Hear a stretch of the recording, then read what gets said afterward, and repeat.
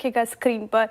Trend हम लगातार चर्चा करते रहते हैं, स्टॉक की काफ़ी दर्शक निवेशक इनफैक्ट फंसे हुए हैं स्टॉक में 9,000 8,000 के स्तर से जो उन्होंने लेके रखा हुआ है, और तब से ये स्टॉक अब आधा हो चुका है। और जी जी ट्रेंड में एक और चीज़ है श्रेया कि ट्रेंड जब पिछले साल भागा था और उसके बाद जो वो गिरा है उसमें एक फ़र्क है।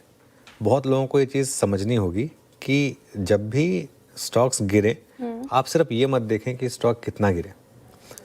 मतलब जब स्टॉक में रैली आ रही थी, जब ये स्टॉक 2,800 से 8,200 हुआ, तो जब ये स्टॉक 3,000 पर था वर्सेस जब ये स्टॉक 5,000 पर था, तो जब ये स्टॉक 3,000 पर था और जब ये स्टॉक 5,000 पर था, ऐसा नहीं था कि स्टॉक बहुत महंगा हो गया था। स्टॉक तभी भी उसी वैल्यूएशन पर था, लेकिन स्टॉक की अर्निंग्स उस हिसाब से आई थी। फिर वहाँ से वो 5,000 से जब 7,500 तक गया, उसमें भी वही हुआ। फिर ये अर्निंग्स तभी भी वही इंटैक्ट थी उसी तरीके से, और उसके बाद फिर वो 8,200 तक गया। दिक्कत ये है कि अब ये स्टॉक 8,200 वाला जो 4,000 हुआ है ना, लेकिन इसका जो फॉरवर्ड पी है ना, वो अभी भी बहुत ज़्यादा नहीं गिरा है क्योंकि अर्निंग्स गिर गई हैं इसकी। तो इसके लिए ऐसा नहीं है कि स्टॉक सिर्फ बिकॉज अपने हाई से आधा हो गया तो इसके लिए इसका मतलब स्टॉक में जब तक या तो वो अर्निंग्स में रिकवरी दिखा दे या फिर वैल्यूएशन में थोड़ा सा एक रीसेट दिखा दे, दो में से एक चीज़ करे। जब तक वो नहीं होगा तब तक ये कॉल लेना बहुत जल्दबाजी है कि नहीं बस बिकॉज स्टॉक काफ़ी गिर गया है तो इसके लिए वो आपके लिए बन जाएगा। हम भी ट्रेंड पर काफ़ी पॉजिटिव थे, हमने एक लगातार 2,000 से लेके 8,000 तक का एक पॉजिटिव मोमेंटम राइड भी किया था। उसके बाद मैं ये कभी नहीं क्लेम करूंगा कि हमने 8,000 बोल दिया कि बस अब टॉप हो गया, लेकिन उसके बाद एक दो जो क्वार्टर खराब रहे उसके बाद एक व्यू बना कि नहीं बस अब इसमें तेज़ी खत्म हो गई है।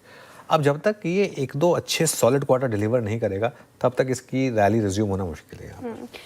ठीक है। वैसे मयूरेश जी, आपको क्या लगता है ट्रेंड में कहाँ दिक्कत आ रही है? ज़ूडियो एक्सपैंड कर रहे हैं ये स्टोर्स, इनफैक्ट टियर 2 टियर 3 में ज़्यादा फोकस कर रहे हैं, वेस्ट साइड भी इनका ठीक ही ठाक कर रहा है। आपके हिसाब से ट्रेंड कहाँ मात खा रहा है? नहीं, जो आप कह रहे हैं और जो अनुज जी कह रहे थे आई थिंक एब्सोल्युटली सटीक है। तो कहीं ना कहीं आई थिंक जो पूरी जूडियोइजेशन हम कह सकते हैं ट्रेंड के लिए जो पूरा बदलाव लाया नंबर्स में, I think that played wonders. और जैसे कैलिब्रेटेड वे में स्टोर इंक्रीजेस कर रहे हैं जूडियो के, that is a step in the right direction. दूसरा आई थिंक वेस्ट साइड में भी जो प्राइवेट लेबल्स का शेयर है वो सिग्निफिकेंटली हायर है, और इसलिए आई थिंक कहीं ना कहीं आई थिंक जो मार्जिन परफॉर्मेंस रहेगा ये सिग्निफिकेंटली बेहतर रहेगा।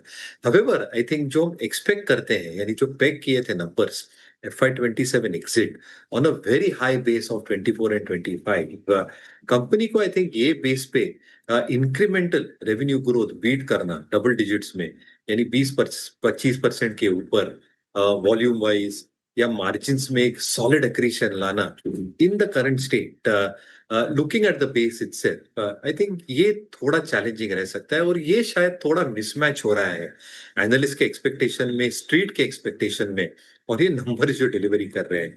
तो ये लगता है आई थिंक एक दो क्वार्टर जैसे अनुज जी बता रहे थे, एक बार एक फाइनेंशियल ईयर खत्म हो जाता है तो एक ईयर मिल जाएगा पूरा एनालाइज करने की परफॉर्मेंस कैसे था, और एक बेस इम्पैक्ट मिल जाएगा अगले वर्ष के लिए।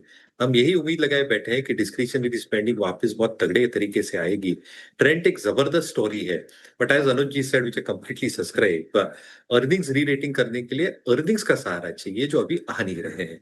तो आई थिंक अगले दो क्वार्टर्स में अगर एक बेस बिल्डिंग क्वार्टर्स बनाते हैं फॉर द नेक्स्ट 2 इयर्स, तो कहीं ना कहीं एक एंथुसियाज्म वापस आएगा। But I think Q3 Q4 numbers बहुत क्रिटिकल रहने वाले हैं। ओके, चलिए धमाकेदार ऑप्शंस लेते हैं।